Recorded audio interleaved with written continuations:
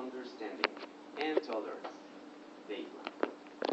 So, imposed religion, repressed women, merciless and heartless punishments to those who doesn't submit to the will of Allah.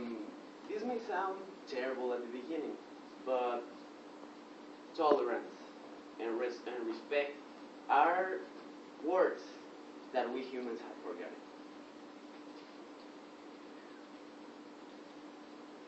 Well, what is the Islam? It's been a faith that do not ask its believers any requests or opinions. The will of Allah should be made, and it will be made. It doesn't matter how so. Because our society tends to be a Western society. We have another justice system. This justice system can be considered totally different to what they use, but no matter what you believe in, we humans are always seeking for common harmony, for peace, and everything that leads to righteousness. Despite the means used by the Muslims, this society actually works and it keeps its harmony. But it is, as I said, questioned by us, and it's labeled by us as barbarism, as not human, and it has a lot of practices that seem unethical to us. Despite what you believe, actually most of the Muslim families are happy, and they live totally happy, because that's what they are used to.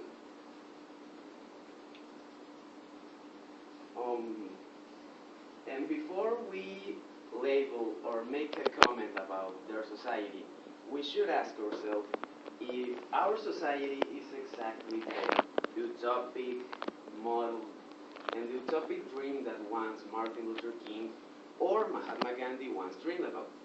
Well, let me introduce you a little bit in this totally different world.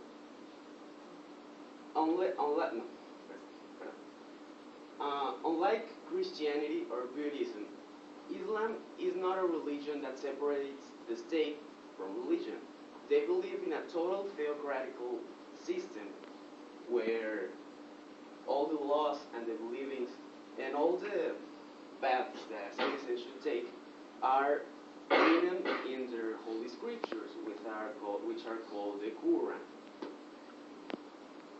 Some of the laws that I found questionable in this system, and the most remarkable are the following that I'm going to mention. Lapidify adulterers and homosexuals. For those who aren't aware of what lapidify is killing someone by throwing rocks at him. Next, please. Hitting women. This one is a little bit more famous, and well, it's been said that women need discipline, and this is the way to impose it. And a particular that I found really uncommon is the next one. That zoophilia is allowed, actually. After all these laws, you may ask, what do these laws stand for exactly? What's right about killing someone by throwing it rocks? Well, let's think it decide.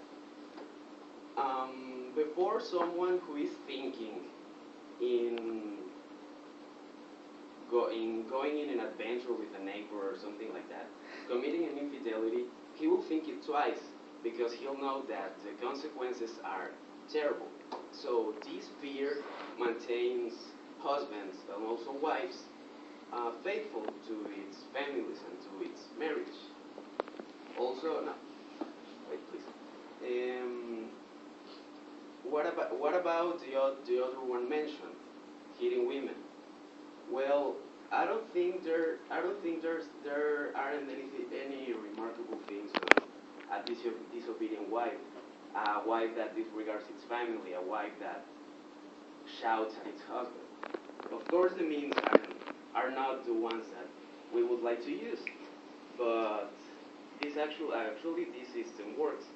And before hitting on a wife, uh, someone should the husband should talk with her, and if that doesn't work, there would be needed to hit her. But don't panic. There's a list of instructions on how to hit a wife. So don't panic. In order for not to hurt them. And Sophilia. What's the point of allowing Sophilia? Well, actually, this one also works to prevent infidelity, to prevent unfaithful, because it's a way to release pressure so you don't commit any unfaithful acts with someone else.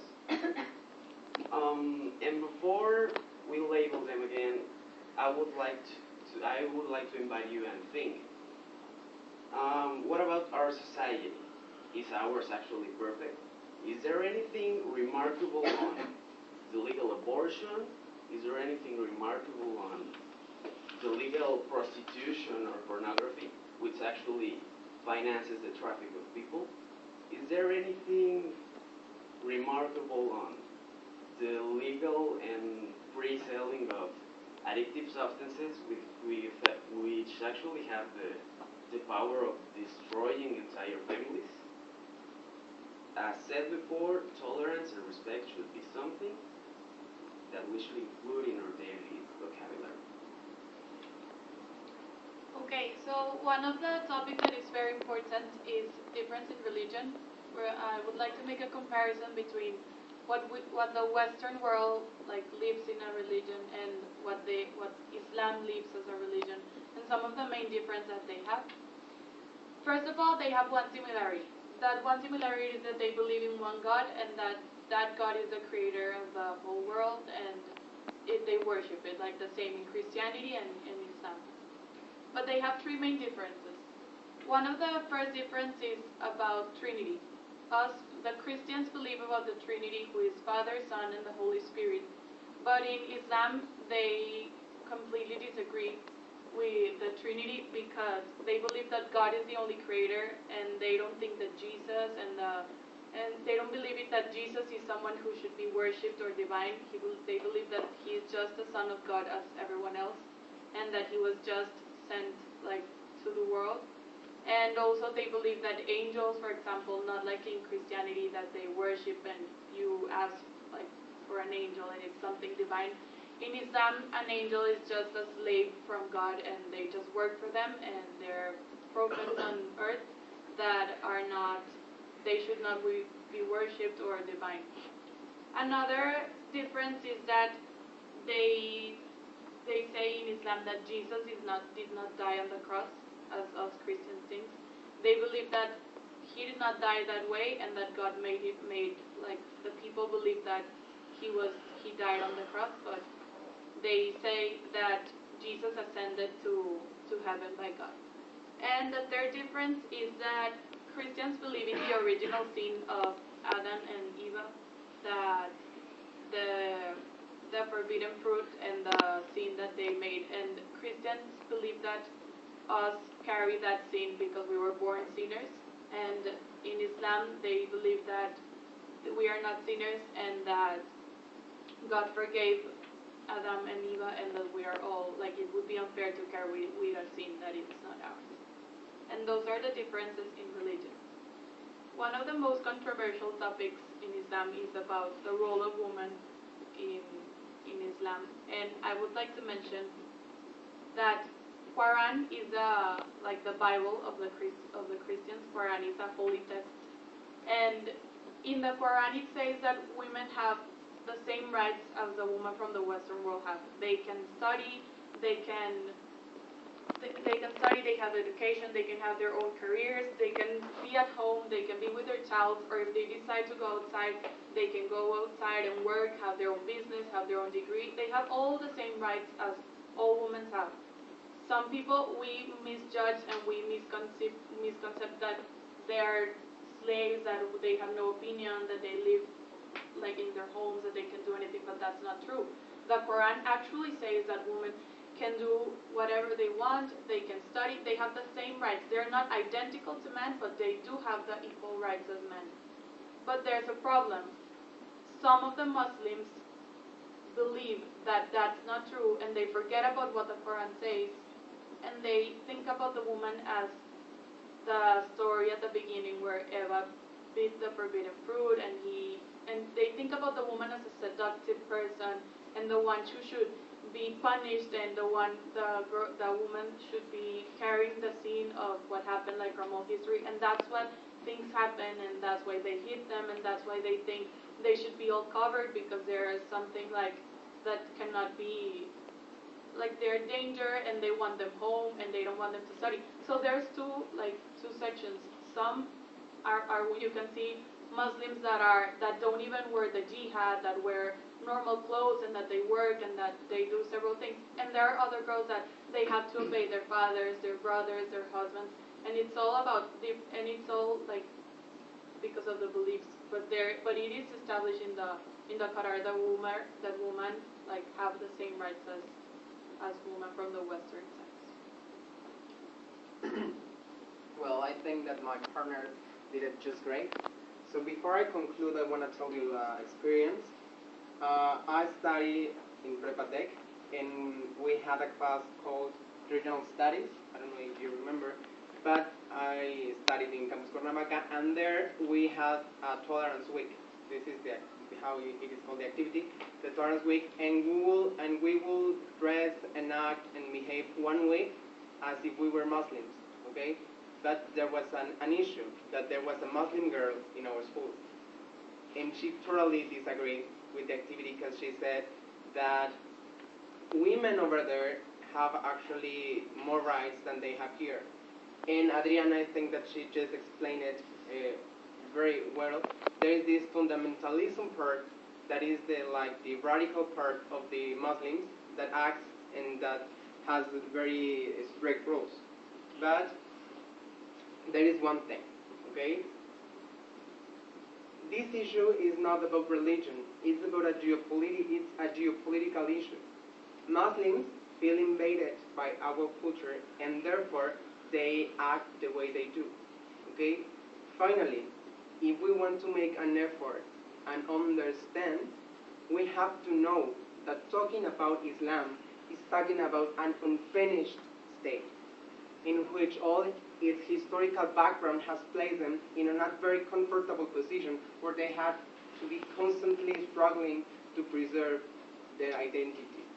Not analyzing their beliefs and their practices based on this premise leads us not to understand them at all, and leads us not to be wise or prudent.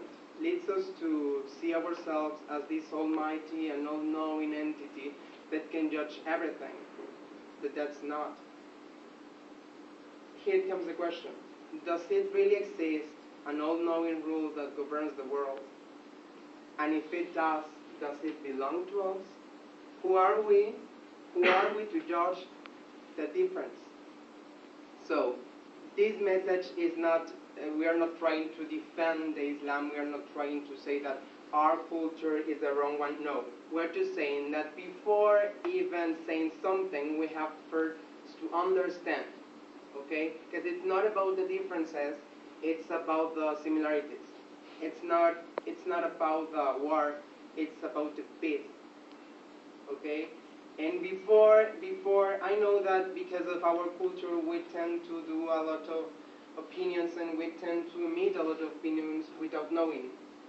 But before we do that, we have to understand. And then, if you want, and if you have arguments, then you can say something, but in a very tolerant way, in a very respectful way. So, thank you.